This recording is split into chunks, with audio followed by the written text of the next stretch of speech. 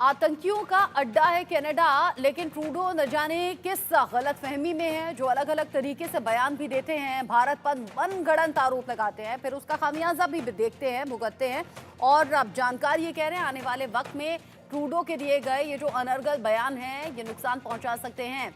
ऐसे में बड़ी खबर, बड़ा अपडेट आप जान लीजिए। ट्रूडो के प्रोपेगेंडा से जुड़ा हुआ ये बड़ा अपडेट है।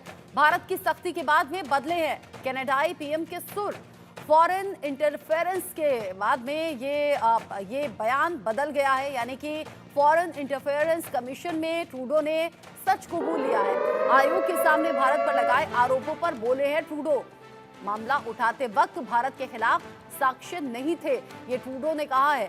साथ ही साथ भारत को कोई सबूत नहीं दिए गए, सिर्फ जानकारी साझा की थी।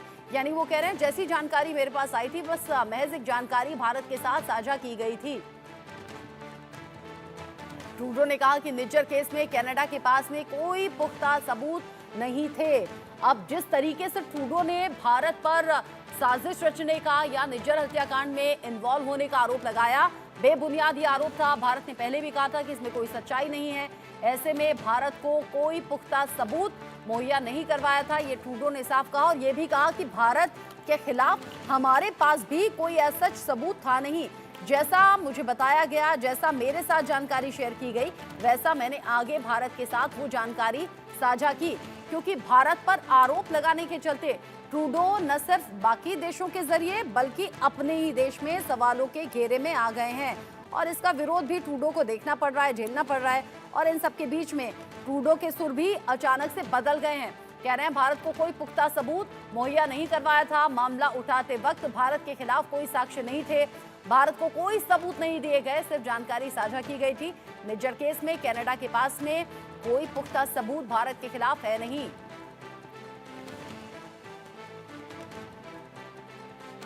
Behind the scenes to try and get India to cooperate with us. Their asks of us was, well, how much do you know? Give us the evidence you have on this. And our response was, well, it's within your security agencies. You should be looking into how much they know. You should be engaging us. No, tell us what you know. Show us the evidence. And at that point, it was primarily intelligence, not hard evidentiary proof.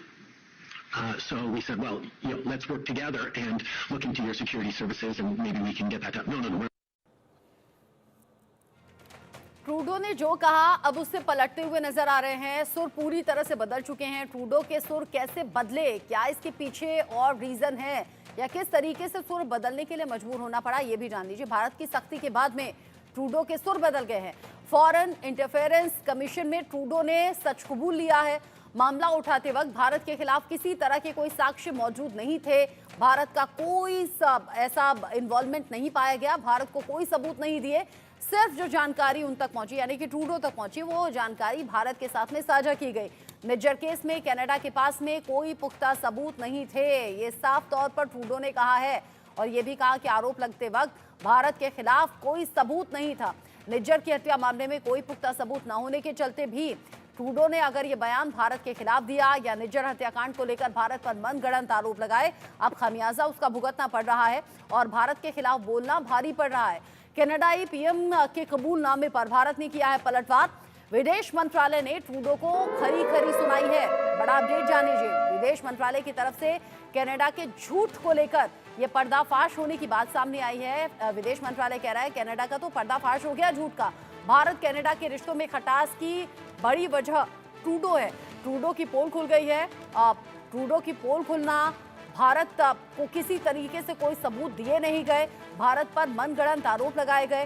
Trudeau ने भारतीय राजनयिकों पर बेबुनियाद आरोप लगाए और बेबुनियाद आरोप लगाते हुए भारतीय राजनयिकों के निष्कासन की खबर सामने आई। हालांकि उसके जवाब में भारत ने भी कनाडा के जो राजनयिक हैं उनको निष्कासित किया, लेकिन इन सब के बीच में ट्रूडो की पोल खुल गई है और इस पर भारत ने कड़ी टिप्पणी भी की है। विदेश मंत्रालय की तरफ से कहा गया है कि भारत और कनाडा के बीच में रिश्ते अगर बिगड़ रहे हैं या उनमें खटास है तो उसके पीछे सीधे सीधे ट्रूडो हैं।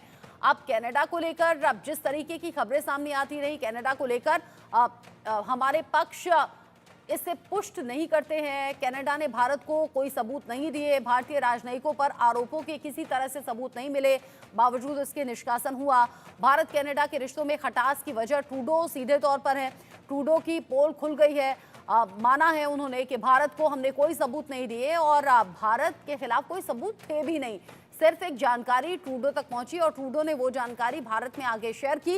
ये ट्रूडो का अलग लॉजिक है, यानी कि ट्रूडो की तरफ से एक तरीके से सफाई दी गई है। कनाडा के भारतीय राजनयिकों पर आरोप भी जो लगाए गए वो पूरी तरह से बेबुनियाद निकले।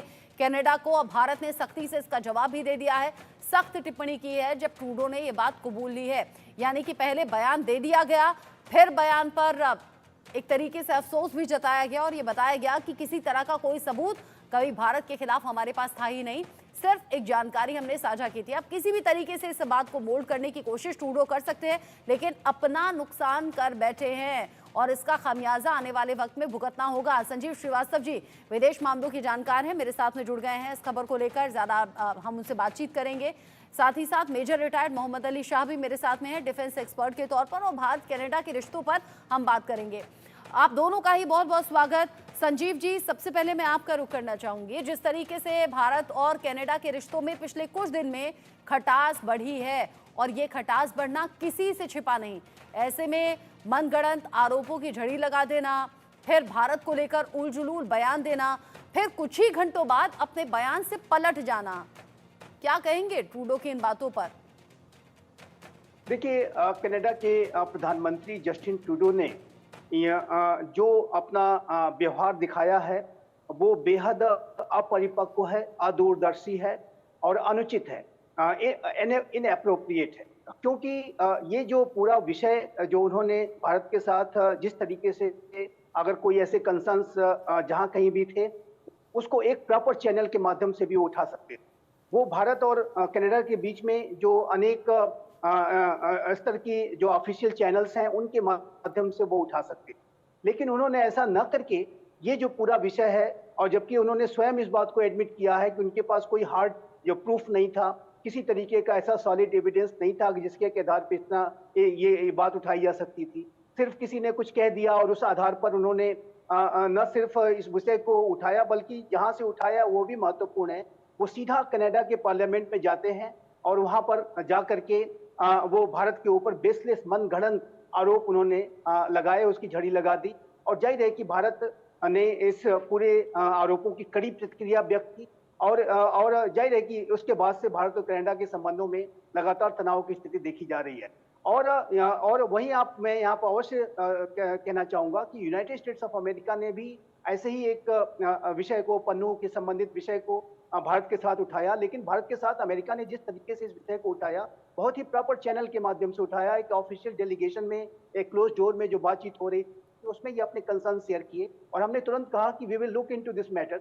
हमने उसके बाद एक इंक्वायरी कमेटी बिठाई और वो इंक्वायरी कमेटी अपना काम कर रही है। वर्तमान समय में ये जो कमेटी के जो मेंबर्स हैं यूनाइटेड स्टेट्स ऑफ अमेरिका की यात्रा पर हैं, और अभी आपने कल देखा कि मैथ्यू मिलर जो यूनाइटेड स्टेट्स ऑफ अमेरिका के स्टेट डिपार्टमेंट के प्रवक्ता है, उन्होंने कहा है कि we are very much satisfied with the way this entire process और इंक्वायरी जो चल रही है। तो ये जो इसका जो तरीका है वो प्रॉपर बिल्कुल नहीं था, अनएप्रोप्रिएट था, अनुचित था। और यही है कि इसके माध्यम से अपने इस तरीके की अदूरदर्शी व्यवहार की वजह से जस्टिन ट्रूडो ने भारत और कनाडा के संबंधों को गहरी क्षति पहुंचाई है। और न सिर्फ भारत और कनाडा के संबंधों को गहरी क्षति पहुंचाई है, बल्कि अपनी स्वयं की इमेज को, अपनी पार्टी की इमेज को भी गहरी क्षति पहुंचाई है। और मैं ये कहना चाहूंगा कि इसका सबसे बड़ा जो खामियाजा है वो जस्टिन ट्रूडो और उनकी पार्टी को आने वाले इलेक्शंस में आप देखेंगे कि ये इसका खामियाजा उन्हें भुगतना पड़ेगा। एक बात मैं अवश्य कहना चाहूंगा, जस्टिन ट्रूडो इस पूरे विषय को भारत के साथ एक क्लोज डोर में उठा सकते थे, लेकिन उन्होंने ऐसा क्यों नहीं किया? वो कनाडा की पार्लियामेंट में क्यों चले गए? वो जैसे कहते हैं रूफ टॉप पे जा करके चिल्लाने लगना, किसी विषय को जो है इनएप्रोप्रिएट तरीके से उठाना, ये जो अनुचित व्यवहार किया उन्होंने क्यों किया? मेरे असेसमेंट के मुताबिक कनाडा में जो उनकी सरकार है वो अल्पमत की सरकार, वो जो सरकार है अन्य पार्टीज के समर्थन पे चल रही है। उसमें एक न्यू डेमोक्रेटिक पार्टी है, उसका लीडर जगमीत सिंह है जो कि खालिस्तान समर्थक है, जो कि अनेक आतंकवादी अतिवादी तत्वों को प्रेशर और सपोर्ट देने का कार्य करता है। और उसकी पार्टी के समर्थन की वजह से ही जस्टिन ट्रूडो की सरकार चल रही थी। हालांकि अब न्यू डेमोक्रेटिक पार्टी ने भी अपना समर्थन उससे हासिल कर वापस ले लिया है, लेकिन अभी भी ये जो न्यू डेमोक्रेटिक पार्टी है वो नो कॉन्फिडेंस मोशंस वगैरह जब भी आते हैं तो उसका वो सपोर्ट करती है। तो ये जो कनाडा के जस्टिन ट्रूडो ने जो खालिस्तानी समर्थकों को अपीच करने के लिए, उनके तुष्टीकरण के लिए, अपने क्षुद्र राजनीतिक स्वार्थों की सिद्धि के लिए उन्होंने भारत और कनाडा जैसे बड़े संबंधों को दांव पे लगाने का कार्य किया है, जो कि बेहद अदूरदर्शी सोच है, बेहद अपरिपक्व सोच है। और भारत और कनाडा और के ये संबंध इतने बड़े और मैच्योरिटी विशाल- अपने भी पॉलिटिकल करियर के लिए नुकसान वाली ट्रूडो के लिए है। साथ ही साथ सबसे बड़ी बात जो है वो भारत और कनाडा के रिश्तों के बीच में भी खटास लाने का काम किया है। और ये भारत के विदेश मंत्रालय की तरफ से सख्ती के साथ कहा भी गया है कि ये जो खटास है इसका सीधा सीधा रीजन ट्रूडो हैं, उनकी सोच है, उनके सलाहकार हैं। इन सब के बीच ही बड़ी खबर, बड़ा अपडेट भारत कनाडा के बीच में बढ़ते तनाव से जुड़ा हुआ है। कनाडा के सांसद चंद्रा आर्या ने ट्रूडो की पोल खोल दी है। जस्टिन ट्रूडो खालिस्तान प्रेमी हैं, ये सांसद चंद्रा की तरफ से कहा गया है। खालिस्तानियों के चलते कनाडा के हिंदुओं में डर का माहौल है, हिंदू होने का खमियाजा भुगतना पड़ रहा है उन्हें। और साथ ही साथ खुद सांसद चंद्रा आर्या ने कहा कि मैं भी हिंदू होने का यहाँ खमियाजा भुगत रहा हूँ। कनाडा में खालिस्तानियों को राजनीतिक संरक्षण मिलता है, ये एक सांसद की जुबान है, एक सांसद का कहना है और उनकी सोच है। कनाडा में खालिस्तानियों का महिमा मंडन किया जाता है, उन्हें फुल्ली सपोर्ट होता है, आतंकवादी हमलों की तारीफ की जाती है। ये खुद सांसद चंद्रा आर्या कह रहे हैं, एक बार सुनिए क्या कहा। Namaste. I have heard concerns from Hindus across Canada regarding recent developments. As a Hindu member of parliament, I too have experienced these concerns firsthand. Last week, I could safely participate in a Hindu event in Edmonton only under the protection of RCMP officers, as a group of Khalistani protesters staged a disruptive demonstration against me. In Canada, we have long recognized the serious problems of Khalistani violent extremism. Let me be clear, any actions or involvement by foreign state actors within Canada in any form are unacceptable. As Canadians, we do not wish for Canada to interfere in the domestic affairs of other countries. Likewise, we do not want foreign governments interfering in Canada's domestic matters, including those involving Khalistani extremism. सांसद चंद्रा आर्य खुद कह रहे हैं कि एक हिंदू होने का खमियाजा भुगतना पड़ता है। मैं खुद बतौर सांसद इस खमियाजा को भुगत रहा हूं और वहां खालिस्तानियों का समर्थन होता है, आतंकी हमलों की सराहना की जाती है। अगर खालिस्तानियों को सपोर्ट फुली है तो फिर आम जनता भी इसे भुगत रही है और विरोध भी ट्रूडो का हो रहा है। इन सब के बीच ही दहशतगर्दों का पनाहगाह कैसे कनाडा बना हुआ है और कैसे फिर विरोध हो रहा है ये भी जान लीजिए। कनाडा में भारत के मोस्ट वांटेड मौजूद है। इसमें संदीप सिंह सिद्धू उर्फ सनी का नाम है, इसमें अर्शदीप सिंह गिल उर्फ अर्श डल्ला का नाम है, इसमें सतिंदरजीत सिंह उर्फ गोल्डी बराड़ का नाम भी सामने आता है, चरणजीत सिंह उर्फ रिंकू बेहला भी इसमें है, रमनदीप सिंह उर्फ रमन जज है, लखबीर सिंह उर्फ लांडा का नाम है, गुरपिंदर सिंह उर्फ बाबा डल्ला का नाम भी इसमें मौजूद है। भारत के लिए ये मोस्ट वांटेड अपराधी हैं, लेकिन ये सभी कनाडा में मौजूद हैं और जिस तरीके से वहाँ सांसद इस बयान को दे रहे हैं, अपनी बात को कह रहे हैं कि खालिस्तानियों का सपोर्ट होता है और हिंदू खमियाजा भुगतते हैं, तो वो खमियाजा कैसे अगर एक सांसद भुगत रहा है तो आम लोगों तक कैसे पहुंच रहा होगा और कैसे बड़ा विरोध ट्रूडो का इन सभी बातों को लेकर हो रहा है, अंदाजा आप लगा सकते हैं। अब भारत के दुश्मन हैं, भारत के लिए मोस्ट वांटेड अपराधी हैं, लेकिन इनका खात्मा होगा कैसे ये भी जानना जरूरी और कैसे खात्मा अभी तक हुआ है। यहाँ हरदीप सिंह निज्जर की हत्या हुई, कनाडा में हुई। यहाँ सुखदुल सिंह सुक्खा जो कि कनाडा में हत्या उसकी कर दी गई। साथ ही साथ परमजीत पंजवड़ लाहौर जो पाकिस्तान में था उसका भी मर्डर कर दिया गया। साथ ही हरमीत सिंह हैप्पी लाहौर जिसका पाकिस्तान में कत्ल हो गया। साथ ही साथ कुछ रहस्यमयी मौत भी हुई। अवतार सिंह खांडा ब्रिटेन में रहस्यमयी तरीके से मारा गया। ये भारत के वो दुश्मन जिन चेहरों को आप पहचान लीजिए, भारत के वो दुश्मन जो अलग अलग देशों में अलग अलग तरीके से मौत के घाट उतारे गए या फिर उनकी संदिग्ध तरीके से मौत हो गई। और भारत के इन दुश्मनों का खात्मा हुआ तो जरूर, लेकिन इनमें से हरदीप सिंह निज्जर की हत्या को लेकर कनाडा की तरफ से, ट्रूडो की तरफ से भारत पर अलग अलग तरीके से इल्जाम लगते रहे और अब इन्हीं आरोपों के चलते ट्रूडो को मुंह की खानी पड़ी है। मेजर शाह मेरे साथ में मौजूद हैं। मेजर शाह, भारत और कनाडा के रिश्ते अच्छे रहे हैं, एक बड़ी वजह यह भी कि बड़ी संख्या में भारतीय कनाडा में पहुंचते हैं व्यापार के लिहाज से, काम के लिहाज से और पढ़ाई के लिहाज से, और भारत और कनाडा में अच्छे खासे व्यापारिक रिश्ते भी हैं।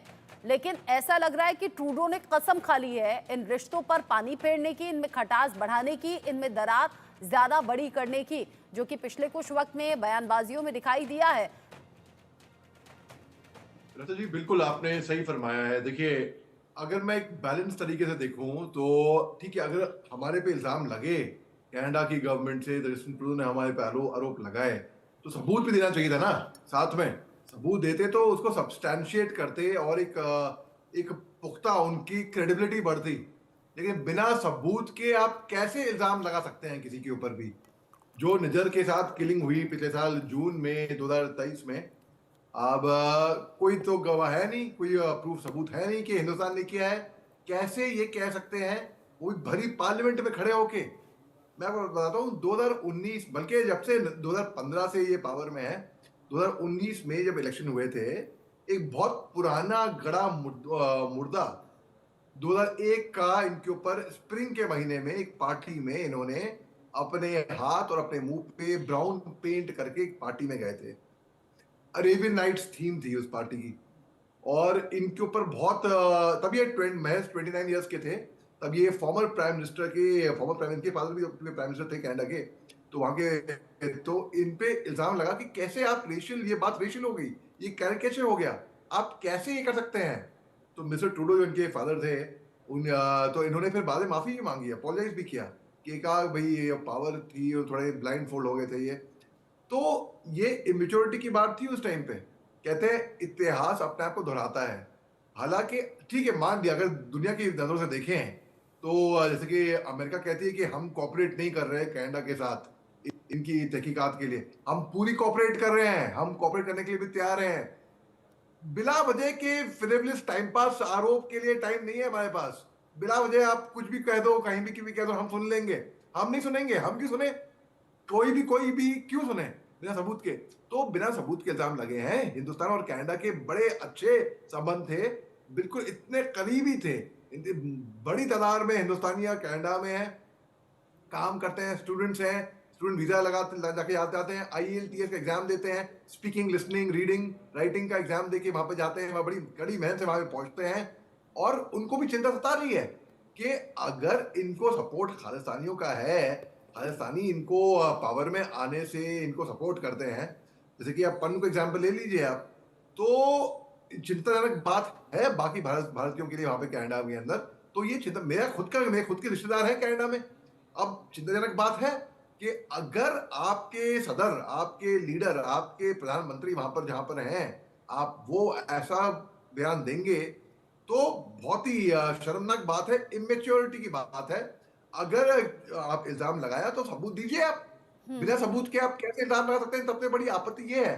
ठीक है, कोई बात नहीं, अगर आपके पास सबूत होता, अगर हम गिल्टी होते, हम बोलते, हमें इतनी इंटीग्रिटी है हिंदुस्तानियों में, हम बोल देते हैं हाँ भैया हम बताइए। आप जब बिना सबूत के इल्जाम लगाएंगे, मैं एक एग्जाम्पल देता हूँ और यहाँ पे मैं समाप्त करता हूँ। हाँ। आप किसी को बोलो कि वो चोर है, अरे बिना सबूत के कैसे चोर बोल दिया? आपके पास सबूत हो तब आप चोर बोलिए ना।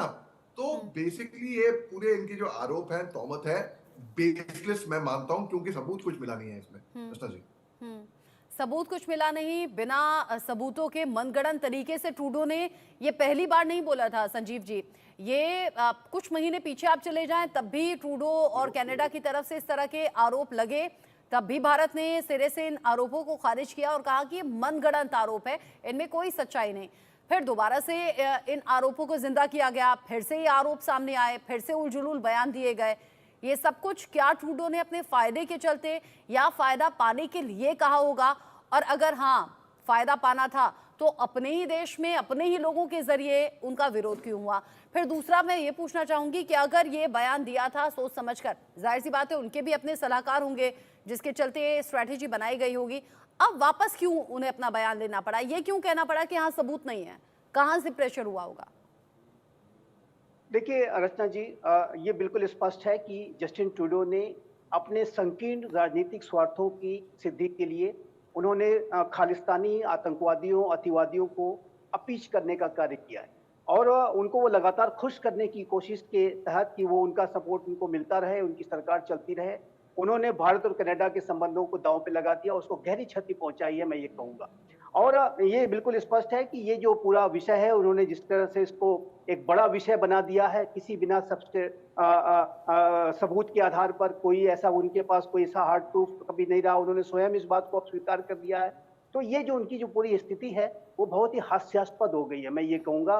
उनकी इमेच्योरिटी तो दिखाई ही देती है, लेकिन साथ ही साथ वो जिस तरीके का बर्ताव करते हैं, जिस तरीके की बातों से पलटना और नए नए एडमिशंस करना, और जाहिर है कि उससे उनका जो वास्तविक जो उनका एक चरित्र है वो भी एक्सपोज होता है, उनकी इमेज बहुत गंभीर तरीके से नकारात्मक तरीके से प्रभावित हुई है और इसका खामियाजा उन्हें आने वाले समय में उनके अपने राजनीतिक करियर में भी भुगतना पड़ेगा, उनकी पार्टी को भी भुगतना पड़ेगा। अभी आप देखिए तो मॉन्ट्रियल और टोरंटो में जो इलेक्शंस हुए उसमें जो लिबरल पार्टी को हार का सामना करना पड़ा है, जबकि ये मॉन्ट्रियल और टोरंटो की जो सीट्स हैं वो एक लिबरल सीट्स और सेफ सीट मानी जाती रही, लेकिन ट्रूडो की गलत नीतियों की वजह से मॉन्ट्रियल टोरंटो के लोग भी खुश नहीं हैं। और मेरा ऐसा मानना है कि यदि इसी तरीके का वो ब्लंडर्स के ऊपर ब्लंडर्स करते गए तो जो इलेक्शंस हैं वो पहले हो जाएंगे और सरकार इनकी पहले गिर जाएगी और उसके बाद ये सत्ता से बाहर भी हो जाएंगी। और इस तरीके का जो उनका जो बर्ताव है वो उनकी बहुत ही राजनीतिक अपरिपक्वता को दर्शाता है, इस बात को भी दर्शाता है कि कोई नेता अपने राजनीतिक स्वार्थों की सिद्धि के लिए अपने राष्ट्र के हितों के साथ भी खिलवाड़ कर सकता है, राष्ट्र के सुरक्षा के हितों के साथ भी खिलवाड़ कर सकता है। और ये बड़ी ही मैं कहूंगा कि बहुत ही खतरनाक ट्रेंड्स हैं। अगर इस तरीके का व्यवहार बड़े लोकतांत्रिक राष्ट्रों के नेता करने लगे तो जाहिर है कि उन राष्ट्रों के अंदर जो आतंकवाद का जो खतरा है वो बहुत बढ़ जाएगा। अभी आप देखिए तो 1985 में कनाडा में जस्टिन ट्रूडो के पिताजी पियरे ट्रूडो की सरकार थी और उस समय भी उन्होंने अनेक तरीके के आतंकियों को वहां पर शरण दे रखी थी। बब्बर खालसा जो आतंकवादी संगठन था उसको शरण दे रखी थी। उसका परिणाम ये हुआ कि उसने कनिष्का बॉम्बिंग 1985 में इतना बड़ी घटना को अंजाम दे दिया। तो ऐसा लगता है कि जस्टिन ट्रूडो ने अपने पिता के शासनकाल में की गई बड़ी गलतियों से कोई सीख नहीं ली है। वर्तमान समय में फिर से एक बार वो अपने राजनीतिक स्वार्थों की सिद्धि के लिए आतंकियों को प्रश्रय दे रहे हैं, सपोर्ट दे रहे हैं और ये कनाडा के अंदर ही ये आतंकी खतरा पैदा करेंगे। और जैसा कि उन्होंने पहले कर रखा है, 1985 का एग्जाम्पल सामने है। तो ये बिल्कुल स्पष्ट है कि कनाडा के जस्टिन ट्रूडो ने ये जो पूरा विषय है अपने राजनीतिक स्वार्थों के लिए ही उठाया था। और बार बार आपने पूछा क्यों उठाते हैं, तो उसका कारण यही है कि जैसे जैसे वो लगातार अलोकप्रिय होते जा रहे हैं, जैसे जैसे उनकी सरकार खतरे में आती जा रही है, अभी हाल के समय में उन्हें 2 अविश्वास प्रस्तावों का सामना करना पड़ा। और ये जो जगमीत सिंह की जो न्यू डेमोक्रेटिक पार्टी है उसने अनेक मतभेदों की वजह से अपना समर्थन भी वापस ले लिया है, लेकिन जब कभी भी अविश्वास प्रस्ताव आता है तो ये न्यू डेमोक्रेटिक पार्टी भी अभी भी जस्टिन ट्रूडो की सरकार को बचाने में अपना जो भी वो कवायद करते हैं। तो उसकी वजह से जस्टिन ट्रूडो को ये उनका ये मंसूबा है कि उनकी जो सरकार है चलती रहे, किसी तरीके से वो पॉलिटिकली सत्ता में बने रहें, सर्वाइव करते रहें। और उस प्रक्रिया में उन्होंने फिर से एक बार जो अतिवादी आतंकवादी जो खालिस्तान समर्थक हैं उनको अपीच करने के लिए एक बार फिर से विषय उठाया है। और ये जाहिर है कि उनकी जो बहुत ही अदूरदर्शी परिपक्व सोच को दर्शाता है और उसका खामियाजा उन्हें निसंदेह आने वाले इलेक्शंस में और एक कनाडा में बार आप फिर से देखेंगे कहिए तो कि अपने पैरों पर कुल्हाड़ी मारने का काम जस्टिन ट्रूडो ने किया है। अच्छा मेजर शाह, चूंकि कनाडा में बड़ी संख्या में भारतीय मूल के लोग रहते हैं, फिर चाहे वो काम नौकरी के लिहाज से हो या फिर वो स्टूडेंट्स हो, वो पढ़ाई के लिहाज से हो, करीब 4.25 लाख संख्या स्टूडेंट्स की है, करीब 30 लाख संख्या भारतीय मूल के लोगों की है, इसमें 8 लाख के करीब सिख समुदाय के लोग बताए जाते हैं। अभी थोड़ी देर पहले जिस तरीके से हम सांसद आर्या को सुन रहे थे, अगर एक सांसद ये कह रहे हैं कि हिंदू होने का खमियाजा भुगतना पड़ता है, यहाँ खालिस्तानियों का समर्थन है, तो हम अंदाजा लगा सकते हैं कि वहां पर आम लोगों का हाल क्या होगा, आम हिंदुओं का हाल क्या होगा।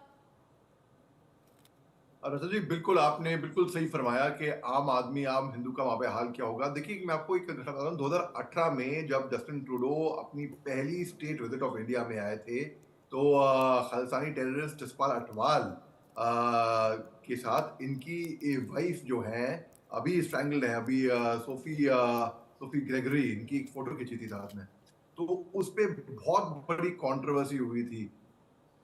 और जस्टिन ट्रूडो एक पुरानी दिल्ली के एक मस्जिद में उनने एक रिपोर्टर ने क्लिक करते हुए बोला कि मिस्टर ट्रूडो, आपने एक खालिस्तानी टेररिस्ट को इस रिसेप्शन पे क्यों इनवाइट करा है? ऐसे भी इन पे तौबत लगे हैं। फिर इसके बाद फिर जस्टिन ट्रूडो ने एक हॉलिडे किया था, आगा खान ट्रस्ट जो है, सबने नाम सुना होगा आगा खान ट्रस्ट का, तो आगा खान ट्रस्ट के रिजॉर्ट पे इन्होंने हॉलिडे किया था, जो भी फिर सुर्खियों में आया था। वो तो इनके ऊपर कई सारी कंट्रोवर्सी भी ऑलरेडी बयान थी। मैं आपको 2001 की कंट्रोवर्सी बता दी, आपको 2018 में जब वो हिंदुस्तान आए थे वो बता दी, आगा खान ट्रस्ट की जो रिजॉर्ट पे। तो बेसिकली इससे क्या होता है ना, इससे क्रेडिबिलिटी लूज होती है। अब 2023 में ही जब जून के महीने में जब निज्जर की किलिंग हुई, तब उन्होंने आरोप लगा दिए हिंदुस्तान के ऊपर। तो एक पैटर्न रहा था इमेच्योरिटी का। हाँ। तो लोग उसको क्रेडिबिलिटी के तौर से ले सकते थे, लेकिन अगर आप सबूत देते तो, और अगर हम भी जिम्मेदार लोग हैं, हम कह देते हैं हाँ भाई अगर ऐसा हुआ है तो हम इसके ऊपर तहकीकात करेंगे, और अगर इफ फाउंड गिल्टी एनीवन हम एक्शन भी लेंगे, हम ऐसा कह सकते थे बिल्कुल। लेकिन आप बेबुनियादी आप एलिगेशन लगा रहे हैं किसी के ऊपर भी।